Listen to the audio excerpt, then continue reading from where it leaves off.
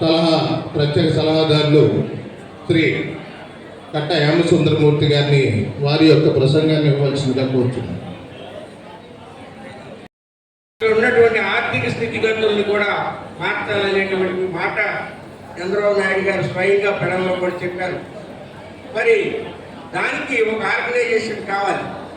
ఏదో నువ్వో నేను ఇద్దరు కలిసి వెళ్దాం, మనం చెరువుడు కుదరలేసుకొద్దాం అనుకుంటే అయ్యేటువంటి విషయం కాదు. ఉంటే తేట తెల్లంగా ఇబ్బంది లేని విధంగా ఆన్సర్ చేసే విధంగా ఆ ఆర్గనైజేషన్ నడుచుకోవాలి. మరి దాంట్లో సంవత్సర కాలంగా ఇక్కడ వేణుగోపాలరావు గారి నాయకత్వంలో వల్లప్రసాద్ గారు దాని టీం లీడర్గా, ఎంపాల శ్రీనివాస్ గారు దానికి ఆర్గనైజర్గా, మరి మాబోటి వాళ్ళందరూ ఇక్కడ కావాల్సినటువంటి మనకి స్థల ఫెసిలిటీ మన కలంకారీ క్లస్టర్ కోసం విశేషమైనటువంటి కృషి తెలిపినటువంటి మన నాయకులు శ్రీ కాగిత కృష్ణప్రసాద్ గారు, కలంకారీ క్లస్టర్కి అధ్యక్షులుగా ఉంటూ రాష్ట్ర కేంద్ర ప్రభుత్వాలకి మన యొక్క సమస్యల్ని, మన యొక్క కష్టాల్ని, మన యొక్క అవసరాల్ని తెలియపరిచినటువంటి శ్రీ వల్లప్రసాద్ గారు, కలంకారీ పరిశ్రమలో యువకులైన తనతో పాటు 10 మంది ప్రోత్సాహకులు బతకాలి అనేటువంటి తపన కలిగి ఆరోగ్యాన్ని కూడా లెక్క చేయకుండా కృషి చేస్తున్నటువంటి జంపల్ శ్రీనివాస్ గారు, పెద్దలు బ్రహ్మాండంగా మాట్లాడినటువంటి హేమసుందరమూర్తి గారు, అన్ను గారు, మునేశ్వరరావు గారు, శ్యామలయ్య గారు, బీజేపీ నాయకులు అధ్యక్షులు, అదేవిధంగా 1వ వార్డు కౌన్సిలర్ గారు, ముఖ్యంగా 12వ వార్డు కౌన్సిలర్ చంపన్ పావని గారు, ఇక్కడికి విచ్చేసినటువంటి పాత్రికేయ మిత్రులు, ప్రింట్ ఎలక్ట్రానిక్ మీడియా వారికి, కలంకారీ పరిశ్రమలో నిరంతరం పనిచేస్తూ ఎంతో శ్రమించి ఈ రోజున ఈ కొద్దిసేపు మనకు జరిగినటువంటి కష్టాన్ని తెలుసుకుని సంఘటితం అవటానికి విచ్చేసినటువంటి సోదరిమణులు, సోదరులు, Kalamkari master printers, job printers అందరికీ కూడా పేరు పేరున ప్రత్యేకమైనటువంటి వందనాలు తెలియజేస్తా ఉన్నాను. బాబు, మీకేమొస్తుంది అనేటువంటిది మీకు తెలుసా? ఏమ్మా తెలుసా? తెలీదు. కానీ కలంకారీ పరిశ్రమకి ఏదో జరుగుతుంది. మన ప్రియతమ నేత, మన ముఖ్యమంత్రి నారా చంద్రబాబు నాయుడు గారు, మన డిప్యూటీ ముఖ్యమంత్రి పవన్ కళ్యాణ్ గారు, మోడీ గారి నాయకత్వంలో ఎన్డీఏ ప్రభుత్వం ఈ రాష్ట్రంలో పనిచేస్తుందంటే ఈ రోజున ప్రజానికం అంతా కూడా ఎంతో సంతోషంగా ఉన్నారు. ఆ సంతోషమైనటువంటి సమయంలో పెడన కౌన్సిల్లో ఉన్నటువంటి వైఎస్ఆర్ పార్టీ కౌన్సిలర్లు, ముఖ్యంగా 4 కౌన్సిలర్లు ఈ క్లస్టర్ ని అడ్డుకోవటానికి విశ్వ ప్రయత్నం చేసినటువంటి సందర్భాలు అనేక వీడియో ఛానల్స్ లో మనం చూసాం. ఎందుకు ఇదంతా జరిగింది అనేది చెప్పే సందర్భంలో సోదరి మల్లికి నేను మనవి చేస్తా ఉన్నాను. మీరు ఉదయం నుంచి అనేక మంది మన జాబ్ వర్కర్స్ దగ్గర కానీ, ప్రింటర్స్ దగ్గర కానీ పనిచేస్తున్నారు. ఒక 300, 400, 500 మీరు సంపాదించుకుంటున్నారు. మీ యొక్క సంపాదన వృద్ధి చెందాలి, మీ యొక్క జీవన ప్రమాణాలు పెరగాలి. మీకు ఏదైనా అనారోగ్య సమస్యలు వచ్చినా ఆరోగ్య భద్రత కావాలి మీకు. అదేవిధంగా ఈ కలంకారీ పరిశ్రమలో మీకంటూ ఒక గుర్తింపు ఉండాలి. మీరందరూ ప్రపంచ ఖ్యాతి గడించినటువంటి కలంకారీ కళాకారులనే చెప్పి సందర్భంగా మనం చేస్తా ఉన్నాం. అలాంటి మీకు మంచి జరగాలనేటువంటి ఉద్దేశంతో నేను, అదేవిధంగా కృష్ణప్రసాద్ గారు, చంద్రబాబు నాయుడు గారు, పవన్ కళ్యాణ్ గారికి ఎలక్షన్స్ ముందు వచ్చినప్పుడు మేము చెప్పాం, మా కలంకారీ పరిశ్రమలో ఈ నియోజకవర్గంలో 10,000 మంది కళాకారులు పనిచేస్తున్నారండి. వాళ్ళకి ఏ విధమైనటువంటి వెల్ఫేర్ అనేటువంటిది లేదు, కనీసం గుర్తింపు కూడా లేదు. గుర్తింపు ఇవ్వాలి, పని భద్రత ఉండాలి, వాళ్ళ పిల్లలు చదువుకోవటానికి, మంచి జరగటానికి, వాళ్ళ కుటుంబం బాగుండటానికి, వాళ్ళ యొక్క వేతనాలు పెరగటానికి ఒక మంచి అవకాశం ఇవ్వండి అంటే ఆ రోజు మనందరికీ కామన్ ఫెసిలిటీ సెంటర్, క్లస్టర్ అనేటువంటి పేర్లతో ఉన్నటువంటి దాన్ని మీకు ఇస్తాము, దానికి అవసరమైతే 10 ఎకరాల స్థలం ఇస్తాం అనేటువంటి విషయాన్ని వారు బహిరంగంగా చెప్పడం జరిగింది. మీరందరూ విన్నారు. దీనివల్ల చాలా మందికి మాస్టర్ ప్రింటర్స్కి అందరికీ వాళ్ళ పనులు ఉన్నాయి. కానీ మేము ఆలోచిస్తుంది, ఎమ్మెల్యే గారు ఆలోచిస్తుంది, పనిచేస్తున్నటువంటి మీకు మంచి జరగాలనేటువంటి ఆలోచన మేము చేస్తూ ఉన్నాం. అలా మేము చేసేటువంటి ఆలోచనని ఇక్కడ ఉన్నటువంటి వైఎస్ఆర్ పార్టీకి సంబంధించినటువంటి నాయకులు రాష్ట్రంలో తోలేసినప్పటికీ, గారికి ఇచ్చినప్పటికీ ఆ కౌన్సిలర్స్కి ఇంకా బుద్ధి రాలా. నేను కట్టించినటువంటి బిల్డింగ్లో ఒక గదిలో ఉంటూ వ్యూహరచనలు చేస్తూ వాళ్ళే పెద్ద రుస్తుముల్లాగా బిహేవ్ చేస్తూ ఉన్నారు, ఆలోచన చేస్తూ ఉన్నారు. వాళ్ళు మేము కలంకారీ చేస్తున్నామని చెప్పి కూని రాగాలు తీస్తున్నారు.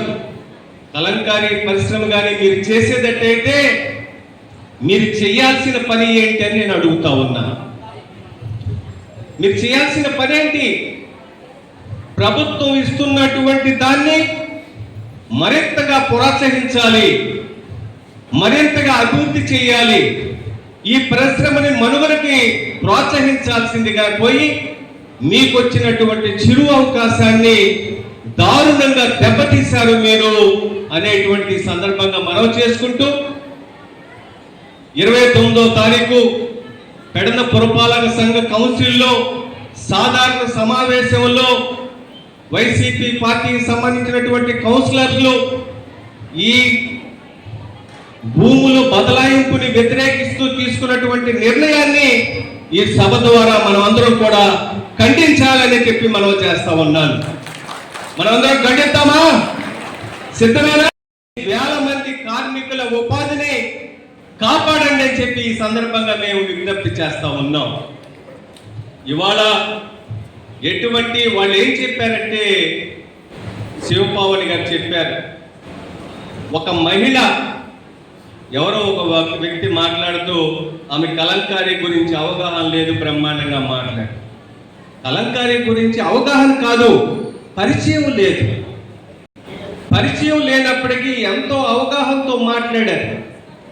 ఎందుకంటే ఇవాళ కలంకారీ అంటే అందరికీ తెలిసిపోయింది. మనం విజయవాడ వెళ్తాం, హైదరాబాద్ వెళ్తాం, మరి పెడన అంటాం. ఏమంటే మీ ఊర్లో కలంకారీ ఉందా అని అడుగుతారు. మీ ఊర్లో వస్తే మాకు చౌకగా మంచి కలంకారీ ఇప్పిస్తారా, ఆ షాప్ చూపిస్తారా అని అడుగుతారు. ఇది కలంకారీకి ఉన్నటువంటి గుర్తింపు. పెడనకి ఫ్రీ బస్సులోనేనమ్మా, ఫ్రీ బస్సేనా? మీరందరూ ఫ్రీ బస్ వాడుకుంటున్నారా? తల్లికి వందనం వచ్చిందా? ఉచిత దీపం పథకం వచ్చిందా? కలంకారీ క్లస్టర్ కూడా వస్తే మన పిల్లల భవిష్యత్తు, మీ వేతనాలు, మీ యొక్క ఆరోగ్య సమస్యలు కూడా పరిష్కారం అవుతాయి అనేటువంటి విషయాన్ని మనం చేస్తా ఉన్నాం. ఒక నిమిషం.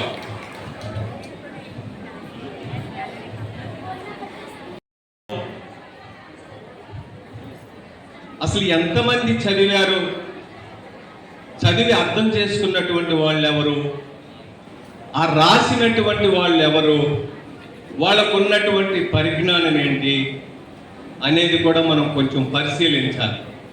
పావని గారు చెప్పారు, ఒక మహిళ పోరాడుతూ ఉంటే కలంకారీ కోసం, మీకోసం నలుగురు రాబోతుల్లాగా అడ్డుకుంటూ ప్రయత్నం చేశారు. కటకం ప్రసాద్, చంద్రబాబు, గోపి ప్రసాద్, వైస్ చైర్మన్ కాజా. ఎంతవరకు సమంజసం? ఆమె ఏం చెప్పారు? నేను మహిళలను అడుగుతున్నాను, మహిళ అయినటువంటి చైర్పర్సన్తో సమాధానం చెప్పించండి అని అడిగారు. దానికి ఎంతో నెపం ఉన్నట్టుగా చెప్పారు. అసలు ఎంతవరకు ఎజెండా చదివారని నేను అడుగుతా ఉన్నా. ఈ ఎజెండాలో 28వ అంశం పూర్తిగా తప్పులు తడక. పాత్రికేయ మిత్రులకు నేను మనవి చేస్తా ఉన్నా. పెద్ద పెద్ద బ్యానర్స్తో ఉంటారు, గంగాధరం గారు వెరీ గుడ్, పెద్ద పెద్ద బ్యానర్స్తో రాస్తూ ఉంటారు. ఎందుకనంటే ఎవరైతే ఎజెండా అంటే కౌన్సిలర్స్ మీటింగ్ ముందు పెట్టేటువంటి కాగితాలు, ఆ పేపర్స్లో ఇవి చెప్పినటువంటి 4 స్థలాలు నిరుపయోగంగా ఉన్నాయి మున్సిపాలిటీలో, వీటిని కలంకారీకి ఇస్తే చాలా ఉపయోగము అని గంగాధరం గారు 26/3/2025 అన్ని శాఖల అధికారులు అన్ని స్థలాలు పరిశీలించి ప్రభుత్వానికి ఒక నివేదిక పంపారు. 26/3/2025 కృష్ణప్రసాద్ గారు పాలవండి. ఇదే అధికారులు ఈ స్థలాలు వేరే వాళ్ళకి కేటాయించబడ్డాయి అని చెప్పి ద్వంద్వ నీతిని పాటిస్తూ ఎజెండా ముందు పెట్టారు. ఎంతవరకు సమంజసమని చెప్పి అడుగుతాం. మీరేగా ప్రభుత్వానికి తెలియజేసింది. మీరు తెలియజేసినటువంటి రిపోర్టును ఆధారంగా చేసుకుని 4/8/2025 నారా చంద్రబాబు నాయుడు గారి నాయకత్వంలో ఉన్నటువంటి ఎంఎస్ఎంఈ స్మాల్ స్కేల్ ఇండస్ట్రీల వారు ఈ 4 స్థలాల్ని భూముల్ని క్లస్టర్కి బదలాయింపు చేస్తూ ఇచ్చారు. బదలాయింపు చేస్తామంటే వీళ్ళు అనుకుని ఉంటారు బళ్ళప్రసాద్కో చంపానికో లేకపోతే నాకో ఆ భూములు ఇస్తున్నామని అపోహపడి ఉంటారు.